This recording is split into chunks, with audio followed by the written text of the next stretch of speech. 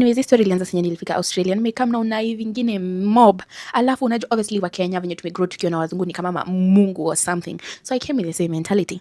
So nimepata job inanilipa fiti na work na walami. Mimi naona life iko fiti. Life in your life. Yani nimefika promised lands.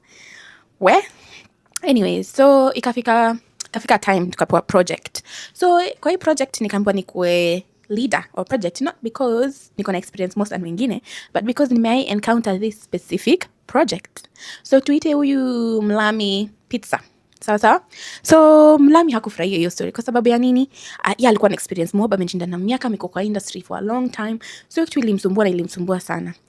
Anyways, mimi na unaivi yangu sijai kuwa leader wa anything. So sitaki ati kurabu watu the wrong way, sitaki watu waseme ati anakuanga So najaribu tu kuwa nice, ati leader mzuri, leading by love.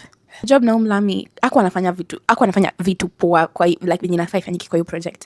So mimi sikuwa nataka tena kushinda nikimwambia so ningejaribu kuileta vizuri, namwambia I'm super, si jaribu kufanya so and so.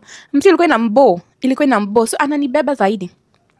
And then hii ni red flag nyingine yenye niliignore, but ilikuwa so important. So from day one since ningi huyo dem alikuwa ananiambia ngozi yako iko smart, siko na matanye kubwa, si inakaa smart, unajua sisi wazungu watunanga matanye, ati naona ni mpaje, yeye hadi anapenda ngozi yetu, nini. Yani naona nimepata beshte. Siku nyingine nikamwambia na by the way like since nikamuku siwezi taka ati nirudi home na Mkenya anaweza taka hata mimi Mlami yani aniplug ama anishow watu wanatanga Walami wapi, kwa sababu ni kama venye alikuwa anaongea alikuwa na roster. Akaniambia unajua super Walami wapendangi mademu wako na madusko kubwa. Ati na kitu ni affect Jesus Christ, kitu ni affect juu nilibeba for a long time. Akaniambia unajua anasemanga ati Afrika wako na madusko kubwa wana hata sijui kama naweza sema hii TikTok kwa sababu mademu wako na madusko kubwa wanakunianga kubwa. Anyways, so venye nilianza kuona ni kama since like nikimwambia afanye job yake fiti ni kama ana jam na ana retaliate na like vitu tuliongea personally, and tukaacha kuongeanga sana. And then ikafika point yenye job imependa sana venye nimekuwa nikioperate, wanataka kunipe promotion. Sasa hiyo time ikakuwa the same time najua niko na ball. Akili yangu ikaniambia nikanyagia story chini juu obviously ukiambia job uko na ball na promotion kuna venye najua unaenda mat leave na wataki kukulipa hiyo maternity leave, so kuna venye ingeenda.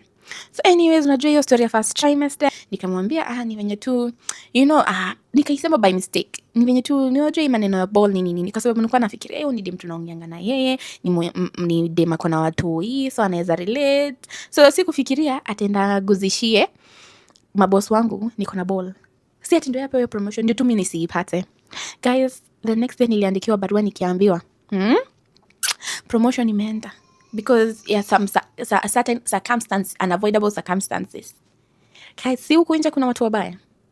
Udema kwa nataka hiyo promotion, but hakuwa nataka hiyo promotion ikuwe tu na mimi. Guys, please stay woke because people out here are just something. Bye.